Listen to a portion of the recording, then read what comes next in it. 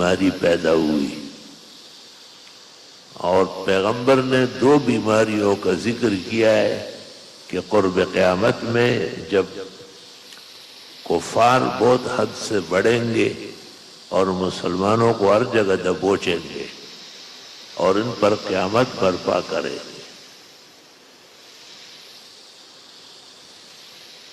تو اللہ تعالیٰ ان پر 2 بیماریاں مسلط کرے گا۔ ایک کا نام ہوگا کوہان، یہ وہ دانے وہ آنے وہی چیز تو ہے، اور دوسری کا نام ہوگا محتان۔ کوہان کی تو وجہ معلوم ہوگی کہ نزلہ زکام ہے اور ناک سے پانی آ رہا ہے، اور محتان کی کوئی وجہ نہیں ہوگی، آدمی صحیح سلامت چل رہا ہوگا، اچانک گر جائے گا، جب اٹھاؤ گے تو مر چکا ہوگا، وہ اٹھانے والا بھی آگے 2 قدم آگے گر جائے گا۔ نہایت البدایہ میں ابن کثیر نے ان بیماریوں کا ذکر کیا ہے، اور مولانا شاہ رفیع الدین محدث دہلوی نے علامات قیامت میں بھی مختصر تذکرہ کیا ہے،